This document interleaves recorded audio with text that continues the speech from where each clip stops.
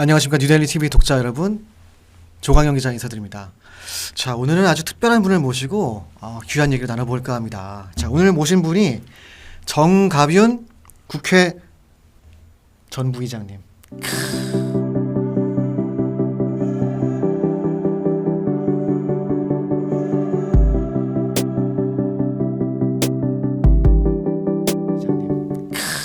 제가 한번 양력을 좀 올려볼까요? 무려 5선 16대, 17대, 18대, 19대, 20대까지 새누리당 국회의원을 하셨고요. 19대 국회 부의회장, 그리고 국회 예결위 위원장, 또 국회 윤리특위위원회 위원장을 맡으셨습니다. 자, 오늘 제가 이렇게 모신 이유가요. 우리 부의회장님이 그 윤석열 캠프가 사실 꾸려지기 전에 그렇죠. 예. 그 윤석열이라는 어떠한 그 검사 출신 인사를 정계로 투신하기 위한 어떤 1등 공신이다, 이렇게 저는 알고 있습니다. 그래서 물밑에서 이 캠프를 어떠한 살림살이를 좀 조성하는데 또 밑거름이 됐다, 그거를 제가 알고 있거든요. 그래서 오늘 이렇게 모시고 윤석열 캠프에 대한 모든 것, 비하인드 스토리, 그리고 향후 그 대선 전국에 대한 전망도 한번 짚어볼까 합니다. 그래서 오늘 뭐 짧은 시간이지만 심도 있는 질문을 통해서 많이 끄집어내도록 하겠습니다. 네. 예. 감사합니다. 예. 부의장님, 일단은 저희가 좀 질문이 세요. 근데 이해를 해주시고요. 네. 어쨌든 그 제가 아닌 시청자가 원하는 질문이기 때문에 좀 이해를 해주시기 바랍니다. 그 부의장님이 사실은 그 소위 친박 인사로 평가를 받잖아요. 뭐 세간에. 근데 이제 박근혜 전 대통령을 구속 수사한 그 장본인이 이제 윤석열 전 검찰총장인데, 이 윤 전 총장을 지지하시는 이유가 궁금하다, 이런 여론이 사실 있어요. 솔직하게 좀 답변을 좀 해주시겠습니까? 예, 우리 오늘날 우리나라 제1야당 대통령 후보가 되신 윤석열 후보하고는 사실 첫 만남은 악연이었습니다.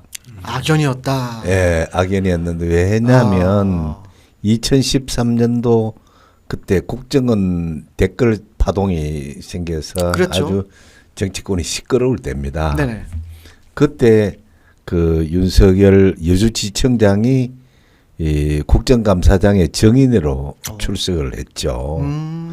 예, 그때 제가 그 윤석열 정인에게 정인은 조직에 충성하는가 사람에 충성하는가 질문을 하게 됩니다. 굉장히 중요한 질문인데. 네, 아마 요즘은 마치 그 윤석열 후보의 트레이드 마크처럼 회자가 되고 있는데 그 사실 용어는 제가 원작자입니다. 그러시군요. 네, 원작자인데 네, 그로부터 인연이 되고 세월이 흘렀어요. 그리고 세월이 흘렀는데 어느 날 참 상전백회라고 할까요? 정권이 바뀌었죠. 그렇죠. 정권이 바뀌고 그 어느 날 윤석열 그 검사가 서울중앙지검장으로 오고 그 전에 이제 이 특별 검사 제도가 도입이 됐는데 그렇죠. 네. 그 박영수 특검 아래 이제 검사로서 맞습니다. 활약을 하게 그렇죠. 되죠. 네, 일선에서. 네. 그래서 박근혜 정부의 어떤 그 각종 비리에 대해서 이제 수사를 하는 이제 그런 입장에 놓였죠. 네네. 놓였는데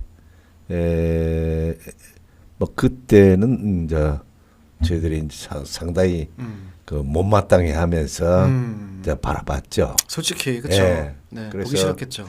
그 다음에 이제 이분이 어느 날 완전히 정권이 바뀌어가지고 서울중앙지검장으로 취임을 하고 또 그 다음에 2019년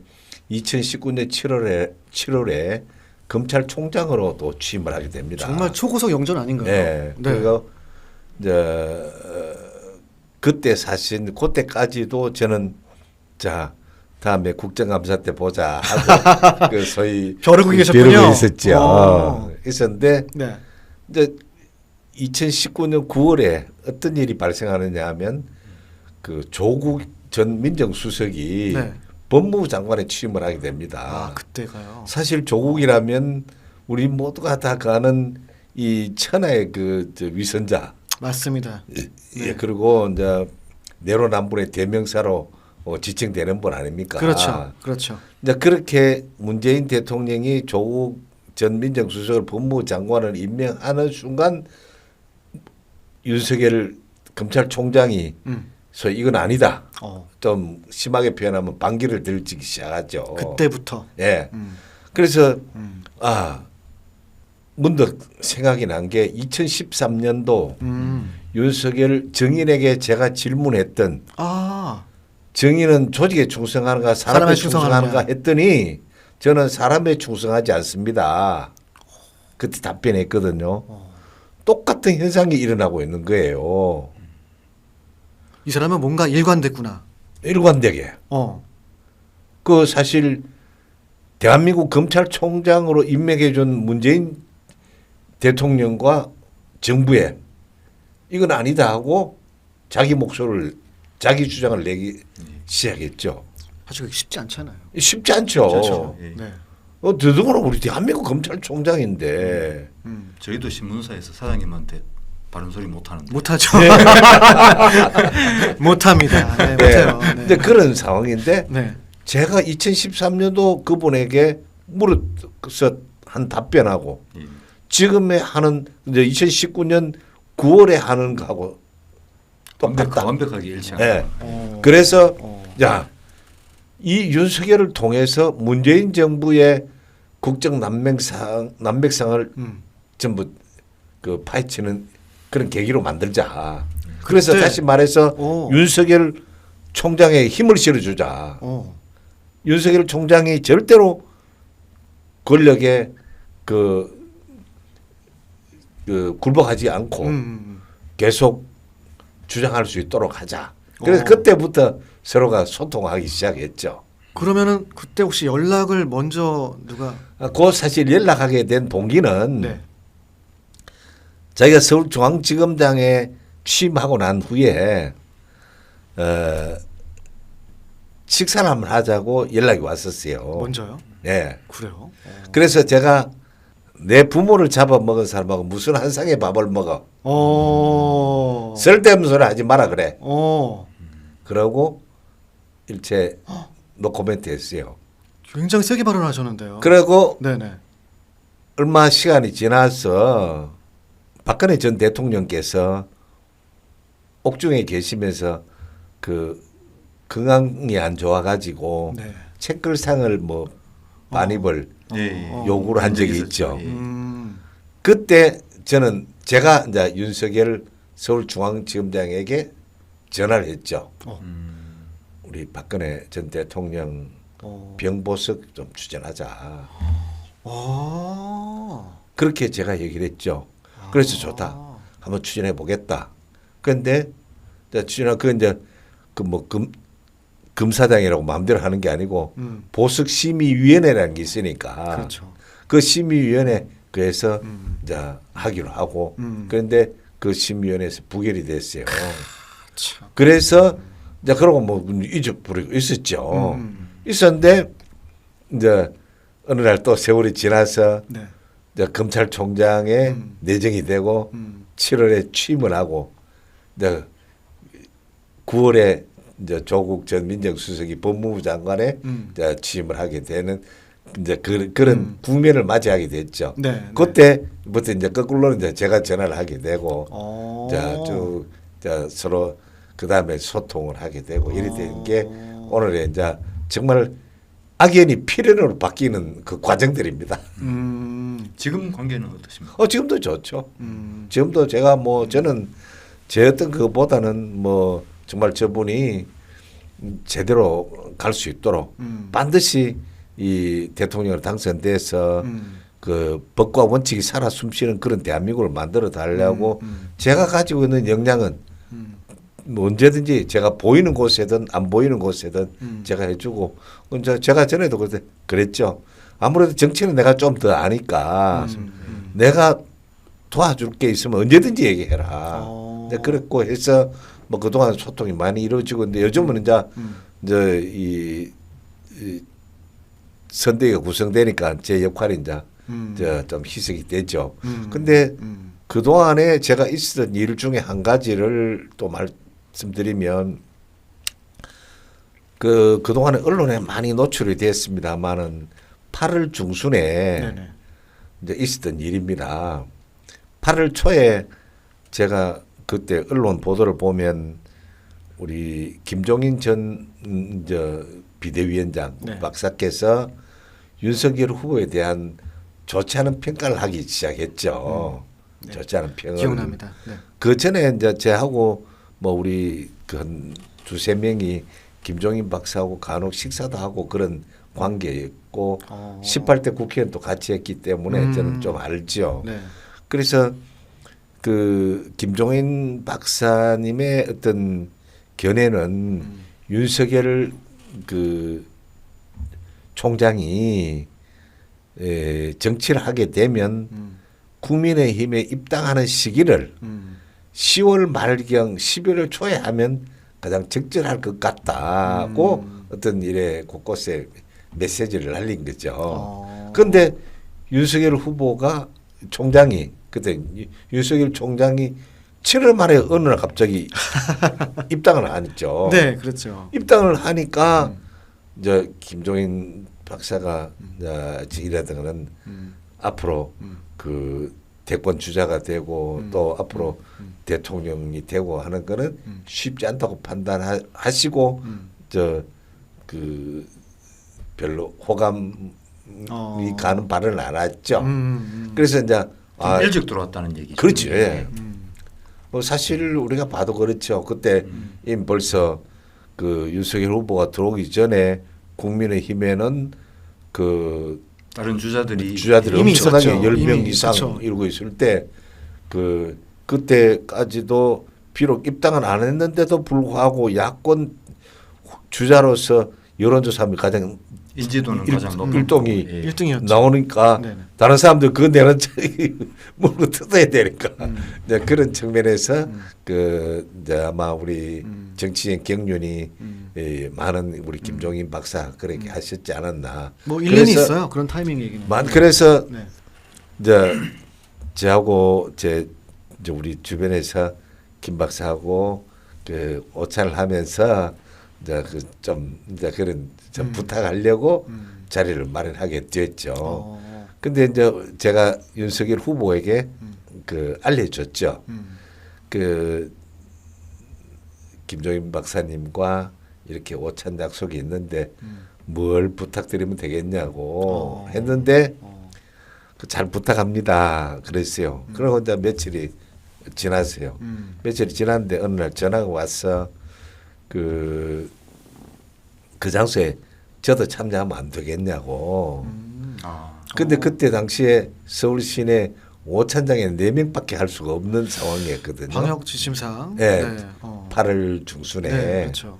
그래서 그 이미 4명으로 짜져 있었고 또 김종인 박사께서 윤석열 후보에 대해서 그렇게 좋은 인상을 또 안 가지고 있을 때고 그 이 두 가지 문제가 있는데 이 두 가지 문제를 해소하고 난 후에 연락을 드리겠다. 그래 됐죠. 그래서 이제 그래도 뭐 다행스럽게 이제 이 문제가 다 해결이 됐죠. 그래 이제 알려줬죠. 알려줬는데 그래도 윤석열 후보가 또 고마운 거는 그 현장에 바로 가는 것보다는 그 사전에 김 박사를 한번 찾아뵙고 그러는 게 어떻겠습니까? 그래서 정말 좋죠. 금상첨화죠. 이러니까 참 그런 예의도 있으시더라고요. 그러시구나. 그래가 이제 그날 약속 당일날 오찬 장소에 다 두 분 다 오시고 그래서 이제 그 장소에서 제가 김종인 박사님과 윤석열 후보의 손을 잡고 정말 김 박사님 저하고 윤석열 후보도 관계도 좋은 관계는 아닙니다. 악연입니다. 그러나 지금은 대한민국이 위태롭습니다. 우리 김 박사님께서 오늘의 대한민국이 있도록 그동안 노태우 정권에서부터 얼마나 고생하셨습니까? 그 노력이 이제 그 헛되게 될 순간입니다. 도와주십시오. 그런 들고 화에 붙이고 사진 찍고 그랬던 거죠. 그 사실 지금에 되돌아보면 그때 그런 자리를 마련하지 않았으면 하지 않고 서로가 뭐 자기 말 자기 하고 했으면 과연 윤석열 그 후보가 과연 국민의힘의 대권 주자가 됐을까? 요 최근에 갈등 있었던 거 봤죠? 그렇죠. 요 최근에 갈등이 전 너무 겁나더라고요. 지금이 아니고 그때 일어났으면 아이고. 오히려 그때 일어났으면 그 여러 주자들이 있을 때 아닙니까? 그때 일어났으면 홍준표 후보가 확 떴을 수도 있겠지. 그렇죠. 예. 홍준표 후보 또 심지어 그럴 수도 있겠네요. 원희룡 후보 캠프에 발대시 가서 아주 좋은 발언을 하시고 지지 발언도 하셨거든요. 네네. 근데 그런 상황이 지금은 뭐 어쨌든 그 부동의 어떤 후보지만 네. 그때로서는 아니었거든요. 그렇죠. 그 우리 국민의힘 경선 결과를 봐도 당원들 표심이 윤 후보 쪽으로 많이 쏠렸지 않습니까? 그 당시에. 그렇죠. 예. 그게 안에 이제 원내에 계시는 의원분들의 역할이 많이 컸다 이렇게 분석을 하거든요. 그렇죠. 예. 제가 뭐 다른 건 몰라도 아마 그런 측면에서는 오늘의 윤석열 후보가 국민의힘 대통령 후보가 되는데 나름대로 역할을 일자를 하셨다. 했다. 자부합니다. 전 개인적으로 이제 윤석열 후보가 사실은 연륜이 있으시지만 정치 경험만큼은 좀 짧잖아요. 예, 그리고 언론에서 비춰지는 모습도 그렇고 또 제 주위 분들도 그렇고 좀 독선적이다 리더십이 그런 얘기가 있어요. 저도 그렇게 일견 보이기도 하고요. 뭐 어떠신가요? 근데 예, 가까이서 보신. 일부 이제 독선적이라는 얘기도 간혹 있었지만 네네. 요 최근에 이제 김종인 박사 총괄 선대위원장 취임하시고 또 이준석 대표하고의 갈등 관계 해소하는 이런 거 보면 조금 달라진 것 같아요. 달라졌죠. 맞아요. 그런 과정을 네. 보면 네, 그 달라졌죠. 많이 유연해졌죠. 그것도 사실은 그 바로 전날 네. 우리 당의 원로이신 네. 상임 고문들이 과 윤석열 후보와 오찬을 하게 됐습니다.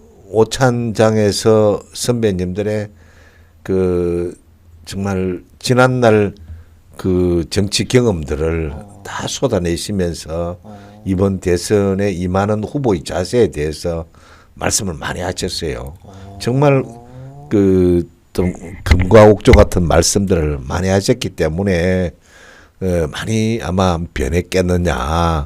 그 전에 독단적이다 뭐 이런 표현이 있었다면 아마 그날 여러 가지 예를 들자면 옛날에 이회창 후보 시절에 패한 이유 패한 이유 그때 김종필 전 총재 방문하라고 그렇게 권할 때 안 하셨다든가 또 이인재 전 출마할 때 잠재우지 못했다라든가 이런 게 결국은 폐인이 되고 결국은 좌파 정부가 들어서는 계기를 줬다. 그러니까 이번에 또 어떤 잘못하면 지금 그때와 거의 비슷한 최근에 당내 갈등이 생겼거든요. 선대위 갈등이. 그렇죠. 그런 문제를 반드시 해결해야 된다는 주문이었어요. 그래서 사실 그걸 하나 일거에 저는 사실 또 울산 출신으로서 그게 울산에서 해결이 됐어요. 그러게요. 그렇죠. 예. 또 그래서 울산이동이, 그쵸? 독자들이 이러더라고요. 울산이 성지로 이 정권 교체 성지로 맞다. 떠오르겠다. 정말. 저는 그때 자리에 울산 의원 박성민 의원입니까? 이제 김기현 김기현 원내대표, 대표 있었고, 박성민, 서범수 제 너희가 있었죠. 근데 의원님은 안 보이시더라고. 예, 저는 뭐 카메라 볼 때. 그 박성민 의원은 곧 식탁에 같이 앉아 계시고 그 보니까. 있었죠. 저는 조금 늦게 고방에 들어갔죠. 아, 네. 아. 그래서 이제 예. 카메라 다 나가고 들어가죠. 예, 예. 근데 윤석열 후보가 검찰로 시작해서 검찰만 하다가 나와서 사실 국회의정 경험도 없고 국회의원이 사실 뭔지도 잘 모를 거예요. 그럼 그리고 지금 혼자 의원회관 데려다 놔도 잘 못 찾아올 거예요. 그 정도로 네. 검찰밖에 모르시는 분인데 어쩔 수 없죠. 뭐. 이게 대통령이 되면 걱정입니다. 또 어떻게 잘해 나갈 수 있을까? 물론 지금은 주위의 참모들이 중요하다 뭐 이런 얘기도 본인은 하셨지만 그 이제 어떻게 해야 될 건지 거기에 대해서 조언을 한번 해주시면. 옛날에 그 김정삼 대통령께서 남긴 유명한 말씀이 있잖아요. 뭐가요? 그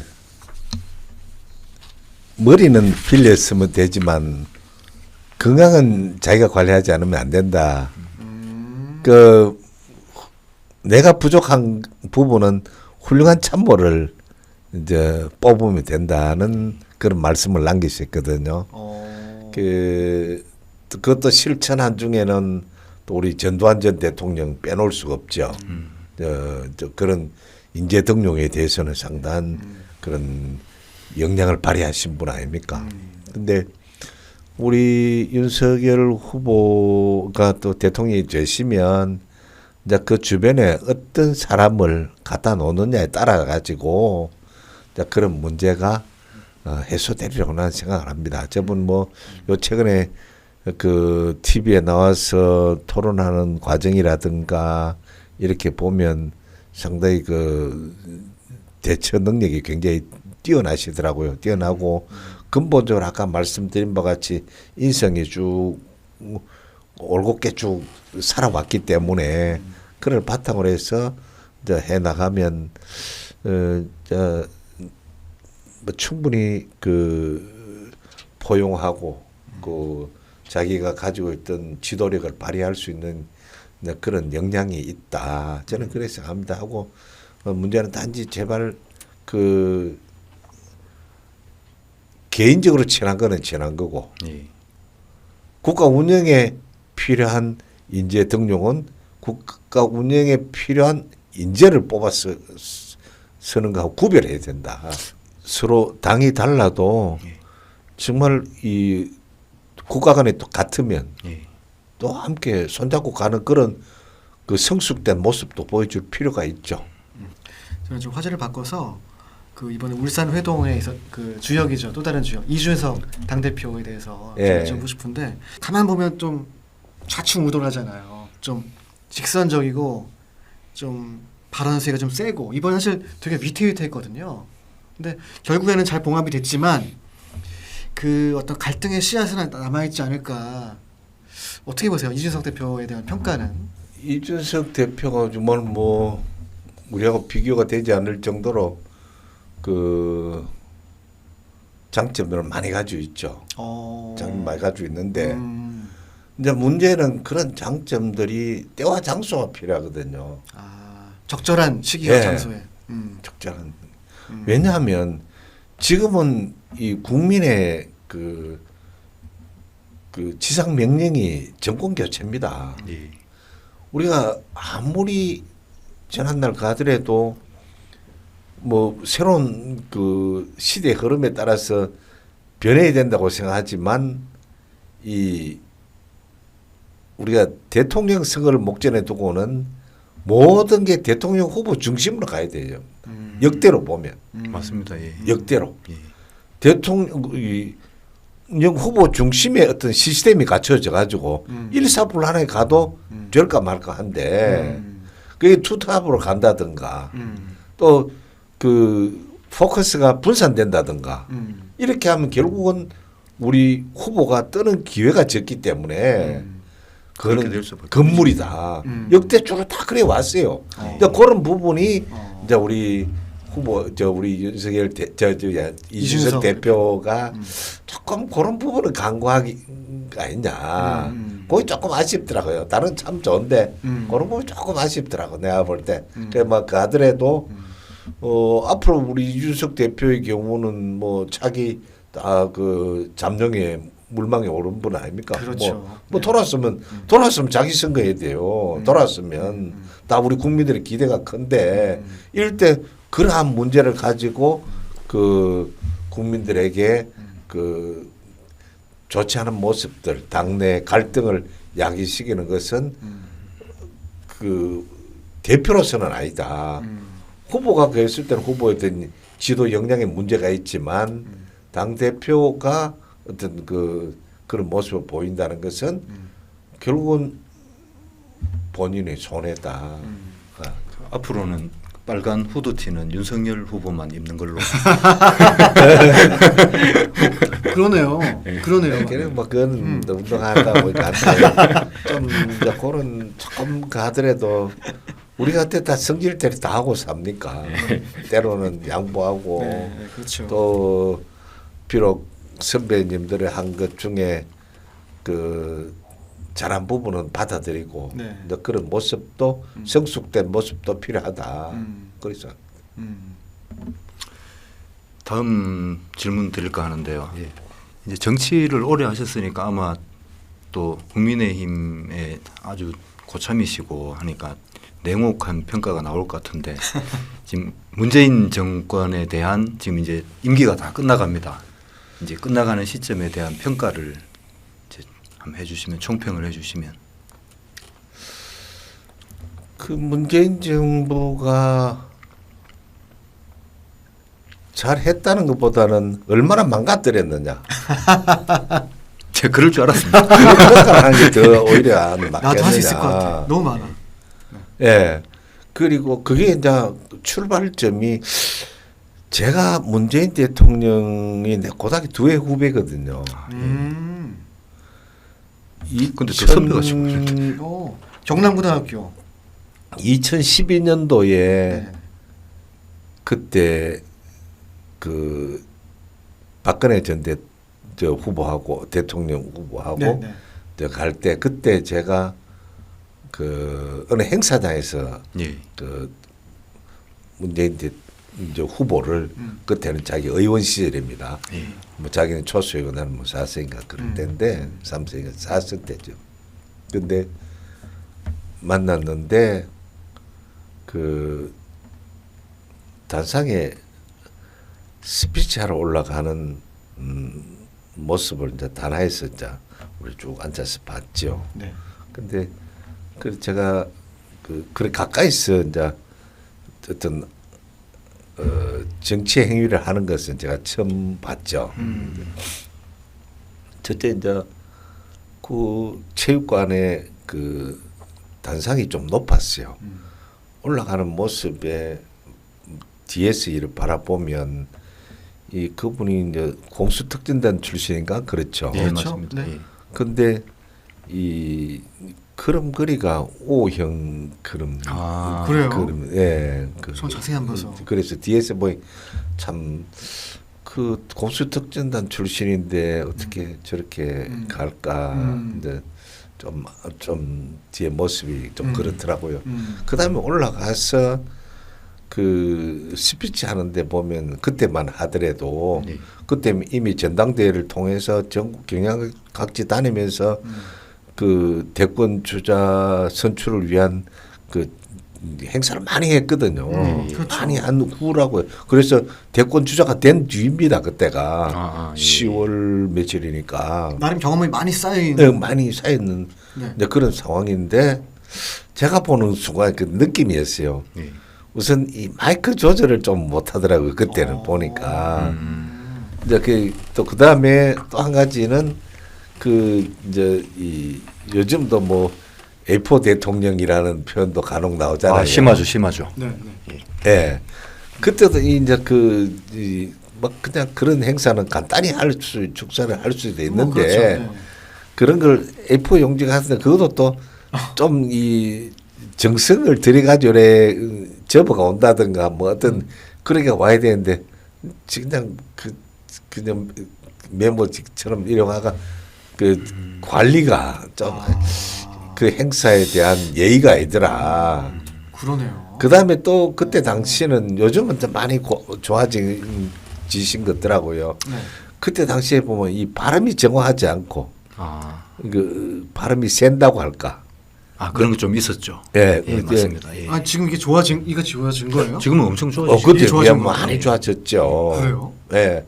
그리고 그런 몇 가지 특징들이 있더라고요. 제가 아니 좋은 점이야 좋은 점이 많기 때문에 대통령이 된 거죠. 많은 굳이 제가 정치인으로서 지적을 한다면 그런 문제들이 있었어요. 근데 취임을 하고 대통령 그다음에 이제 그때는 이제 실패하고 그다음 이제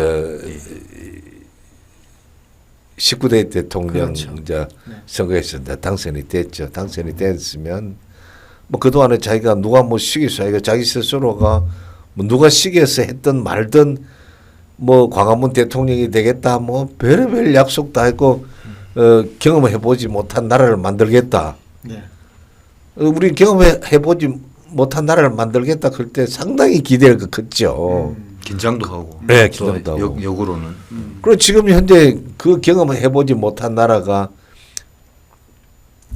발전해가는 이제 그런 기대를 했는데 전혀 발전은 그냥 후퇴하는 그런 모습. 그렇죠. 광화문 대통령 했다. 광화문 뭐 내가 볼 때 광화문 광장에도 한번 안 쓰는 것 같아 보니까. 그러니까요. 네, 이제 그런 이제 그 약속들이 전부 이제 그 유명무실화되고. 저는 이제 뭐 모두가 궁금해하는 질문. 윤석열 후보의 이제 라이벌이죠. 민주당의 대통령 후보 이재명 후보에 대한 그 평가를 좀 듣고 싶습니다. 뭐 어떻게 보시는지 객관적으로 뭐 예를 들면 승산이 있다고 또 보시는지 뭐 그런 것도 좀 묻고 싶네요. 그 제가 걱정하는 것은 뭐 윤석열 후보가 되고 이재명이 되고가 문제가 아니고 오늘 우리 대한민국이 이렇게 성장 발전하는 그 저변에는 동방예의지국이라는 그 정신 그게 기저가 됐다. 우리가 사실 하다 보면 약자를 보면 배려해주고 그렇죠. 연세 높으면 또 존대해주고 부모를 공경하고 이런 정신이 전 국민들에게 다 지금까지 그 정신적인 지주가 됐다고 할까. 맞습니다. 그래 왔잖아요. 네. 그게 바탕이 돼서 밑바닥에 깔려 있죠. 예, 밑바닥에 했는데 우리 이재명 후보라는 사람은 이제 참 특이한 게 제가 정치를 그 하면서 정말 정치하는 사람은 그 요즘 제가 맨 처음에 정치할 때 이런 얘기를 했습니다. 국민들이 바라는 정치인은 아주 유수한 집안에서 태어나가 인큐베이터 안에서 아주 곱게 커가지고 그래 훌륭한 경륜을 갖춰가지고 그래 후보가 되기 사람을 원하는데 사실 그런 사람은 경쟁력이 없다. 예. 이 비바람에 그 휘둘리기도 하고 그런 사람이라야 되는데 그래도 그런 가운데 그 해야 할 일이 있고 안 해야 할 일이 있는데 정말 후보 입장에서는 최소한도 은행은 조심해야 된다. 근데 자연인 참 요새 그 비천한 가정에 태어났으니까 자기 말대로 하자면 참 무슨 짓을 안 했겠습니까?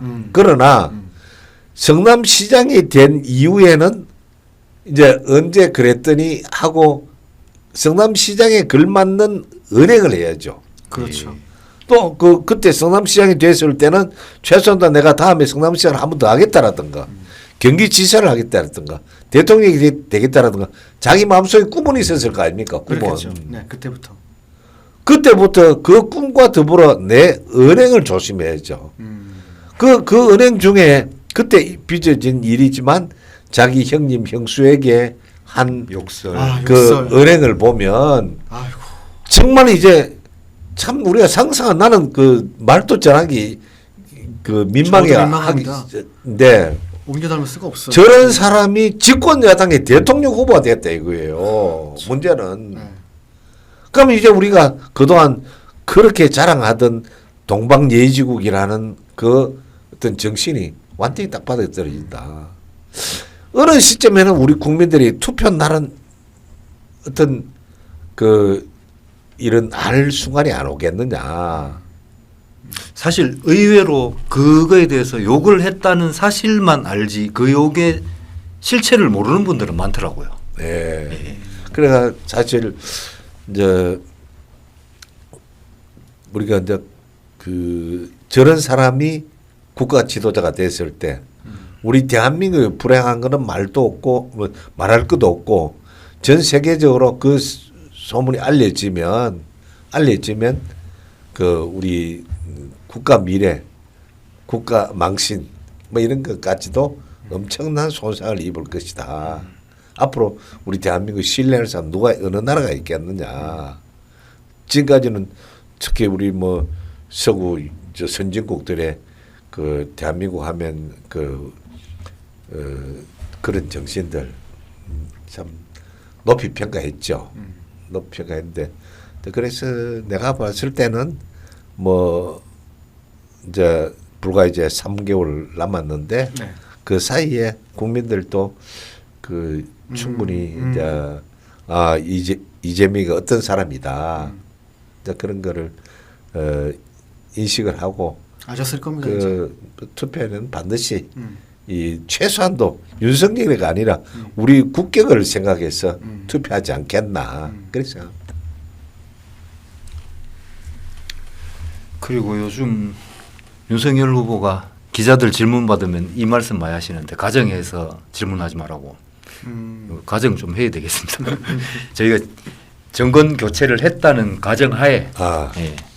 그러면 이제 정권 교체가 돼도 이제 여대 야소 구도는 그렇지. 국회는 그대로 가는데 아마도 대통령의 역할이 상당히 줄 수도 있고 그렇게 되면 그렇죠. 예, 그리고 국회에서 지금까지 이제 해왔던 대로 민주당은 힘으로 밀어붙일 테고 뭐 이런 현상이 발생할 수도 있을 것 같습니다. 근데 그게 대통령 관점에서 우리 국민의힘 관점에서 어떻게 풀어나가야 될지 한번. 제가 정치를 해오면서 겪은 경험 중에 하나가 네. 지난날 김대중 정부를 거치고 그 여소야대 김대중 정부 때 여소야대였잖아요. 그러다가 이제 노무현 정부 때 여대 야수가 됐죠. 네. 그래서 그때 100년 정당이라는 그 목표를 가지고 출발했죠. 열린 우리당으로 네. 출발했는데 그때 이제 노무현 대통령 임기 말에 이미 벌써 열린 우리당은 그 해체 수순. 해체 수순. 뭐 산산조각이 네. 났죠. 네. 산산조각이. 그래서 뭐 새로운 정당도 생기고 또 서로 가고 아마 이번에 대통령 선거가 제대로 되면 아마 민주당은 더불어민주당은 그 더불어민주당 내에도 상당히 온건파가 있는가 하면 맞습니다. 예. 그야말로 이념적으로 예. 그 이념에 따라서 행동하는 세력들도 많이 있거든요. 맞습니다. 근데 그들이 구분이 안 되겠느냐. 우리 이번에 그 윤석열 후보가 선대위 구성하는 과정에도 보면 그러네요. 그 화합, 통합 이런 용어도 쓰고 그 중에 이제 예를 들자면 네. 김한길 전 의원 같은 경우에 호남인사로 그 이용호 이용호 의원도. 이용호도 그렇죠. 들어오고 네네. 이런 것도 보면 이제 그런 데 상당히 어떤 방점을 두고 있지 않겠나 하는 추측입니다. 추측인데 그래 보면 될 거예요. 내가 봤을 때 지금 현재 민주당 내에도 저 바른 소리 하는 사람들 보잖아요. 정계 개편이 유력하다 이렇게 생각하시네요. 예, 그래서 어차피 뭐 윤석열 후보가 대통령이 된다면 뭐 그런 굳이 어떤 그 평가하기 뭐 이념적으로 아니가 저 국가 경영 차원에서 저 제대로 한다면 안 되겠나 그래 봅니다. 꼭 그렇게 됐으면 좋겠습니다. 그래 될 겁니다. 내가 봐서 윤석열 후보는 해낼 겁니다. 그런 의미에서 지금 선대위 구성은 뭐 그럼 괜찮다고 보시는 건가요? 뭐 여러 가지 두 인사들 중용을 했잖아요. 각 진영 뭐 어떤 뭐 지역별 안배도 하신 것 같고. 근데 제가 볼 때는 제가 아까도 얘기했지만 대표적인 친박 제가 그렇죠. 대표적인 친박이시죠. 대표적인 친박계인데 네. 저한테 전화 오는 소위 지난날 친박을 하시던 분들이 하소연을 참 많이 하죠. 자기가 참여하고 싶어도 대통령 선거에 도와주고 싶어도 누구한테 어떻게 해야 돼? 하여튼 임명장 하나 받아야 돼. 어떻게 받아야 될지 그런 얘기거든요. 그래서 저도 뭐 마치 내가 뭐 누구 부탁이나 하고 저는 인사청탁 전혀 안 합니다. 뭐 알아서 하겠지. 그런데 그게 지금 현재 그 역할들을 하는 사람들에 보면 친박 인사는 하나도 없거든요. 그게 좀 아쉽네요. 전부 친이계 그게 좀 소위 아쉬워요. 또 그거다가 탄핵에 앞장섰던 사람들. 친이계의 바른정당 출신들이 네. 좀 많죠. 그 전부 다 그러니까 바른정당 다 뭐 그 사람들이죠. 뭐. 탄핵에 동참한 사람들이죠. 그러니까 저는 뭐 부탁하고 싶지도 않고 뭐 별로 나서고 싶지도 않고 그냥 묵묵히 우리 후보가 잘 되도록 나라가 잘 되도록 그런 역할을 합니다.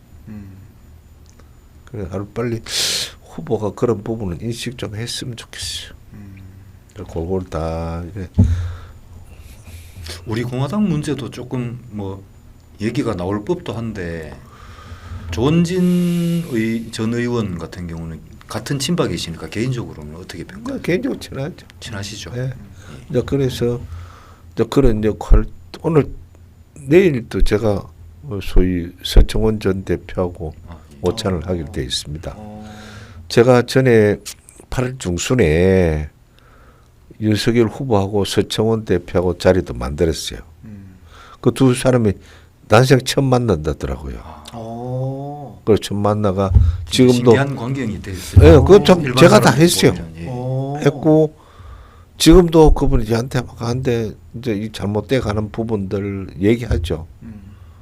내가 누구한테 얘기해야 돼? 누구한테? 그런 좀 아쉬움이 있어요. 단도직입적으로 여쭤보겠습니다. 울산시장 출마 결심하신 겁니까? 제가 개인적으로는 뭐 그동안 오랜 정치 생활을 했고 네. 또 뭐 국민의 사랑을 많이 받았는데 저는 조용히 사실 쉬고 싶었어요. 쉬고 싶고 지금 국민의 여망은 국민의 지상 명령은 정권 교체거든요. 그렇죠. 일단 정권 교체를 하고 그 다음에 제가 어떻게 할 거다 하는 것은 이제 가야지. 만약에 뭐 이 속된 말로 이재명 같은 사람이 대통령이 됐을 때 무슨 출마하겠습니까? 예. 또 무슨 저는 의미가 있겠어요. 아무 그렇죠. 의미 없죠. 의미 없어요. 예. 네, 네. 그래서 저는 이제 그런 상황에 있습니다. 이게 그거하고 같이 연계되는 질문이긴 한데 네. 요즘 이제 정치권 입문 자체가 조금 젊어지기도 했고 네. 그리고 민주당 국민의힘은 그런 이제 분위기가 별로 없긴 한데 민주당 분위기를 보면 국회의원으로 활동을 하시면서 보좌관들이 이제 정치적 동반자로 커오기도 하고 뭐 국민의힘도 지난 총선 때 한 2명 정도 보좌관이 또 국회의원으로 당선되기도 하긴 했습니다. 저 정의용 의원하고 그 김병우 의원 같은 경우에.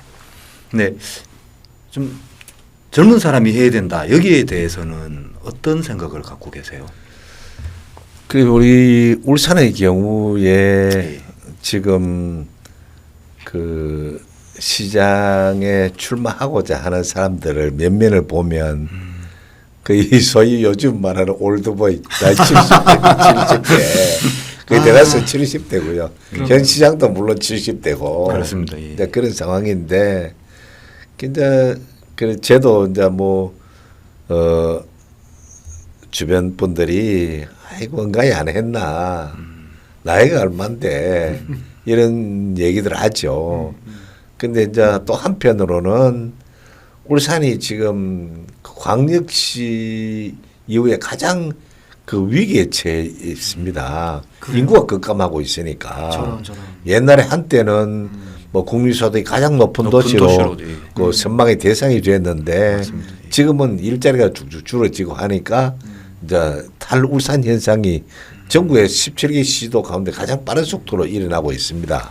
이러다가 보니까 결국 이 위기를 타개하는 데는 정치인 경험이 있는 사람이 한번 맡아서 이 위기를 극복했으면 좋겠다. 근데 그러다 보니 정치 오래 한 사람 되니까 그 저한테 이제 포커스가 맞춰지는 거죠.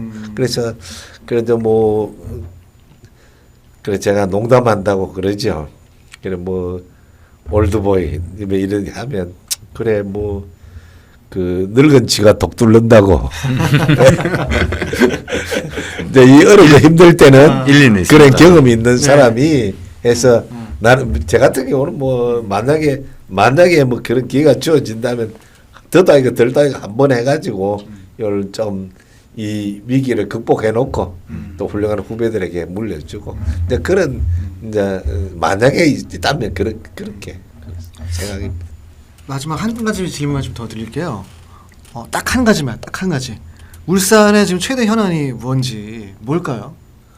최대 현안은 뭐래도 경제 살리는 거죠. 그래서 인구를 이제 늘리는 건데 울산이 이제 원래 도시 광역시가 된 것은 네네. 전국에서 일자리 찾아온 시민들이 모인 곳이거든요. 네. 근데 그들이 일자리 없이 떠나게 되죠. 그들에게 일할 수 있는 기회, 정주할 수 있는 기회를 만들어 줘야 된다.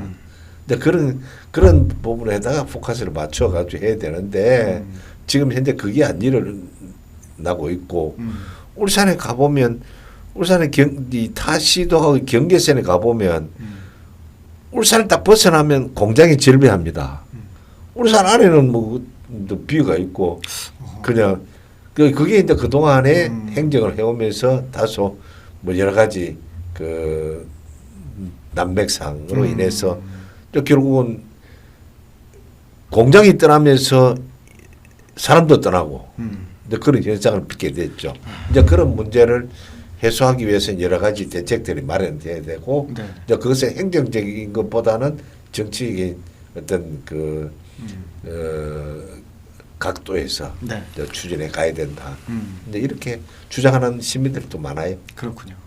그 울산 시민들이 보실 수 있으니까 제 생각에는 지금 재판 중이긴 한데 아마 재판 중에 이제 재판 중에 임기가 끝나지 않으실까 예, 싶은데 예. 송철호 시장님 평가 한번 해주시고 뭐 야, 마치시면 될 우리 것 같습니다.